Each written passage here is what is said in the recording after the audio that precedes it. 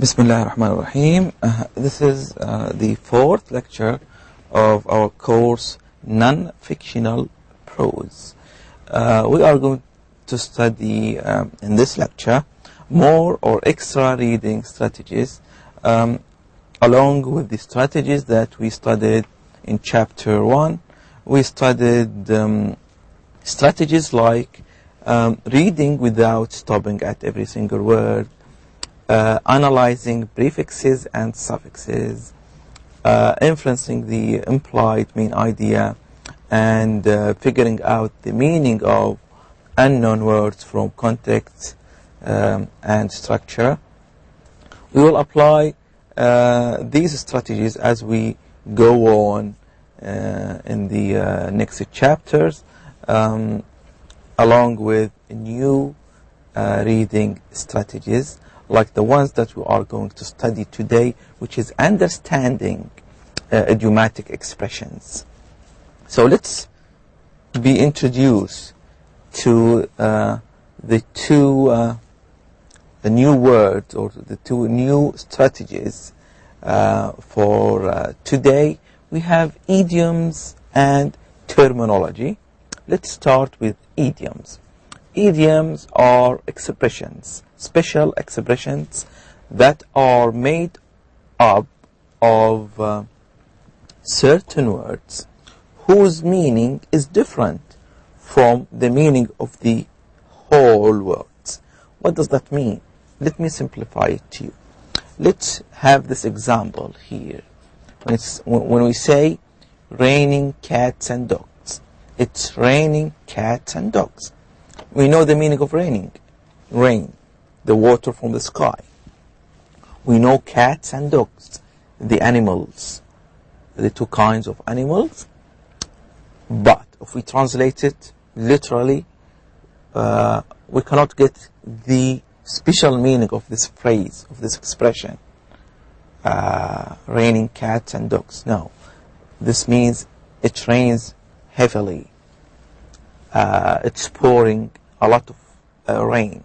This is the meaning of raining cats and dogs. Let's have another example. When you are working on something and a friend comes and says, do you want a hand? This is a question. Do you want a hand? Does not mean that I am going to give you a hand. No. It means I am giving you help. Do you want help? Because hand is used mainly in working, and it implies the meaning of giving help. So, do you want a hand does not mean that I am going to give you a physical hand. No. It means I am going to give you some help. And there are a lot of idioms in English. And it's very good that you learn these idioms so you can use them in your speech, use them in your writing, know them when you listen to them in the radio, in the movies, in the television, in conversations with other people. So it's very good to familiarize yourself with idioms. The only solutions with idioms is to memorize them. There are special dictionaries for idioms. You find some of them online, and you can find some of them hard copies. Don't ask me what's the best or good dictionary, because it depends on what you want. Because there are some small idioms dictionary, and there are some big dictionaries. It depends on what you want. Do you want comprehensive list of idioms? Buy a big one. If you want just the most frequent idioms in English, you can buy a small one. This is for idioms. Terminology, it means specialized words, specialized vocabulary for a certain thing, or for a certain field of study, or for a certain part of life. today we are going to study about sports.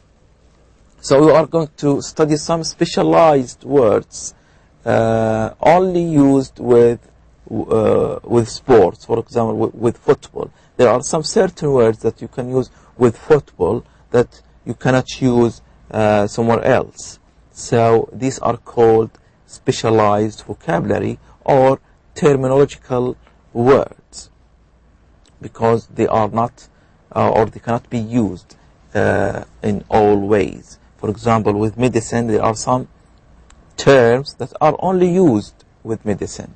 There are some words that are mainly used with linguistics, in literature, in translation. So these are called terminology. So if we understand these terminological words, we can be good readers. They help us in comprehending the text better than if we don't know them. So now let's go to chapter 2 and start looking at these two issues. Yes, we have chapter 2, chapter 2, teamwork and competition. I suppose that you know the meaning of teamwork and competition. And you have here an English proverb. It says, 2 heads are better than 1. So you see, 2 heads are better than 1. It means if you work together, better than working alone. So they say 2 heads. So it's like a metaphor and idiom at the same time. 2 heads. We are going to study metaphors next lecture, inshallah. So, as we said previously, it's good that we survey or overview the book. We read, for example, sentences like these. We read the introduction here. We look at the pictures here. So we suppose that we are going to talk about football, famous celebrities, famous players in football. And we go to part 1, and it talks about Beckham, David Beckham, the player, the British English player. It's an autobiography about him. We are going to study a text about him. But before we start reading the text, we want to get familiar with the idiomatic expression in the passage. If we know the meaning of these expressions, it will be easy for us. It will be easier for us to read the passage. So let's start with number 1. I took a knock or 2 during my first year in Madrid. Here is a hint. Usually to knock means to hit something. This is a knock.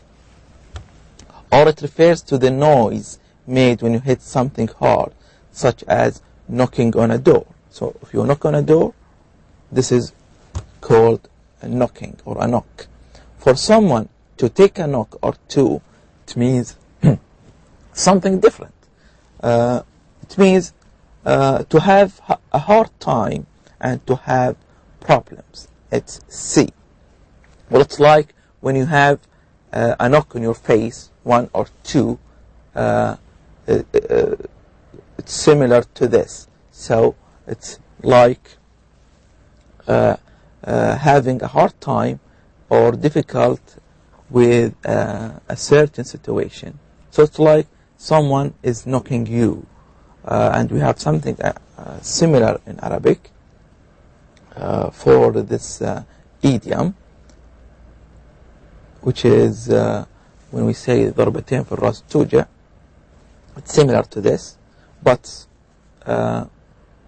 with some differences, because having a knock or 2, it means that you wanted, for example, to go to a country and to live there, but you couldn't live there because it is a different country, different people, different culture. So on the first day, for example, you lost, for example, your suitcase. This is the first knock that you received. The second day, for example, you got sick. The third day, for example, you lost your passport. So these are called knocks. You are taking a knock or two. It means having a hard time. Number 2, with the standards set by the club, you could never say you were in a comfort zone. At Manchester United, the name of the team had played with before. A zone means a particular area or space. Yes, this is, for example, you say zone A, zone B. So it is a designated area. So to be in a comfort zone, it means to feel safe and relaxed. Yes, if I am in a comfort zone, it means I am happy, I am comfortable, I am relaxed.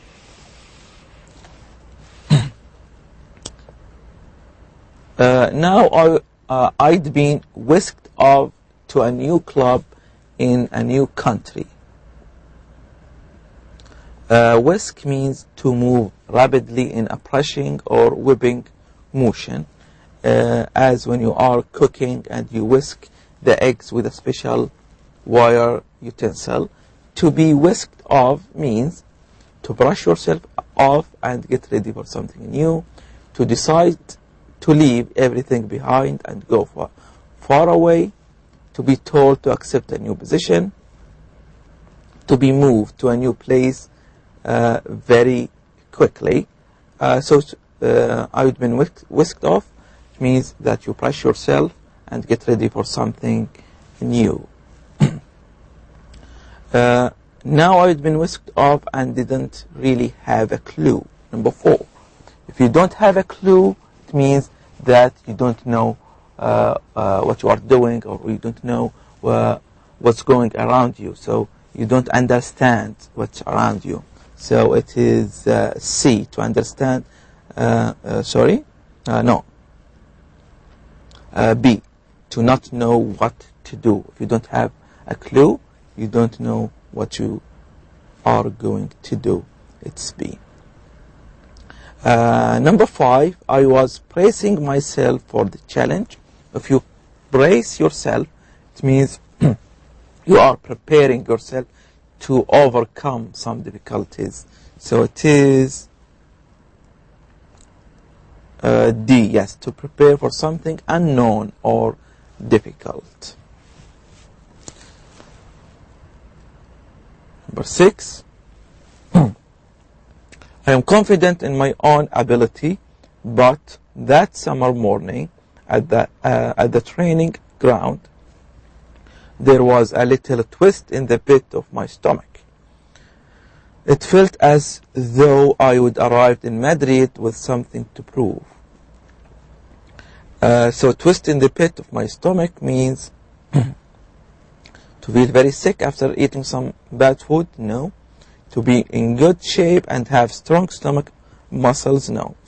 To feel very nervous and uncomfortable? Yes. This is the meaning of having a twist in the pit of your stomach. You feel nervous and unhappy. Number 7. The next day, I didn't need to understand the articles to get the drift of the headlines. To get the drift is to get the general idea. You don't comprehend everything, but you get the general meaning. So it is to understand the general idea. The answer is A. Let's go on. Almost from kick-off, you could tell it was going to be our night. If it is your night, or if it is our night, it means we are going to make a lot of success. So where is the correct answer? It's D. Everything was going to go well for us. This is the meaning of today is our night. Number 9, I celebrated with a new set of teammates who'd already done everything they could to make me feel at home. Sorry. So if you feel at home, it means that you are very comfortable and you feel like that you are living in your home. So it is B, to help someone to feel comfortable.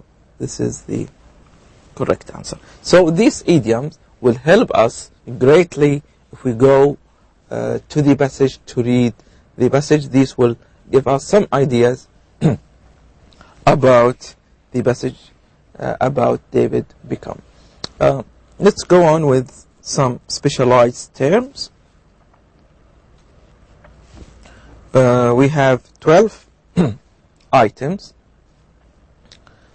Here we have 2 columns, column A and column B, and we want to link column A with column B by writing the correct letter against to the underlined word, the correct meaning against the underlined word. Well, in testing, this is a not good way to have an exercise like this. Why? Because if you have equal choices to the questions, it will be easier for you by the end of the exercise to know the meaning or to know the correct answer without thinking. For example, if you are left with the last one from here will be the last one from here. So it is advisable, if you want to have such a test, to have more choices here, so to have more distractors to your students. But anyway, we are going to do this exercise, although I'm not happy about it. So number 1 is done for us. Took me off means removed me from the game. So you see, these specialized terms are mainly used in sports, in football. Number 2, almost from kick-off, you could tell it was going to be our night. So kick-off means J, the start of the game. It's called kick-off because people or football players, when they start the game, they kick off. Sorry. Number 3, Ronaldo got away down the left wing. The left wing means G, the left side of the field when facing the other team's net. This is the left wing. Number 4, I was thinking he will not cross it here. There is a mistake here. I think the writer means cross it here. So cross means, where is it?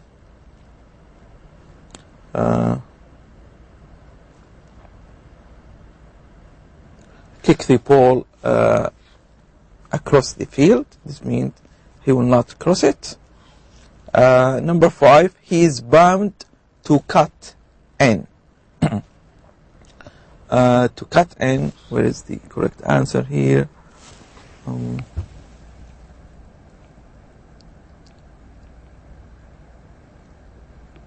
He's bound to cut in. I think it's D, move in front of other players. But let's postpone it a bit. Number 6, go for goal. It means to try to put the ball in the net. It is I for number 6. He swung it over, though, and I could tell it was going to miss out Gotti. So missing out, it's K, not reach. The ball is not going to reach Gotti. This means the meaning of missing a ball out. At the near post,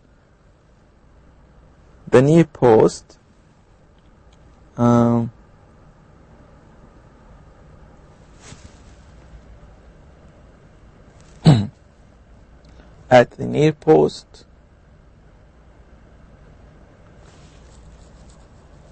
In any way, C, kick the ball across the field. We did C, we did D. Yes, so the near post is the player in charge of defending the net. No, sorry, this is the goalkeeper, number 9. Yes, it is I, the side of the net nearest to the player. So number 8 is for,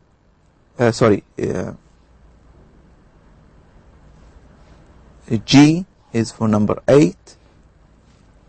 And 9, the goalkeeper, is H, the player in charge of defending the net. Number 10, my first touch of the game, it's P, hit when the player connects with the ball in any way. Number 11, I chested the ball off. It means you hit the ball with my chest. You chest the ball means you receive the ball by your chest. To someone in midfield. Midfield is the center of the field. Yes, it is F. So by this we finished all the choices. All of these specialized terms, if you understand them, you go to the passage with some hints, with some ideas, which will help you greatly in reading the passage. I'm not going to read the passage. I'll leave you read the passage. Why? Because I translated the most important words for you. I helped you with these idioms and specialized words. Read the passage, the whole passage, and then we will do some little exercise here about the passage, which is having a sequence of events from the passage. Try to have a chain of events diagram. What does that mean? It means try to put the events in order. For example, David Beckham arrived at Madrid. He felt alone. He couldn't read the newspaper, and then he started to get along with the city, with the team, etc. So event by event until you reach the last event from the passage. If you read the passage, you can know the chain of event. So what we did today was that we were introduced to idioms and some specialized words. We did an extensive or 2 extensive exercises about idioms and specialized words, which prepared ourselves for the reading. You should read the passage at home. If you have any questions about it, I welcome any queries. For the time being, this is it for this lecture. Next lecture, we will continue with the chapter. Thank you very much.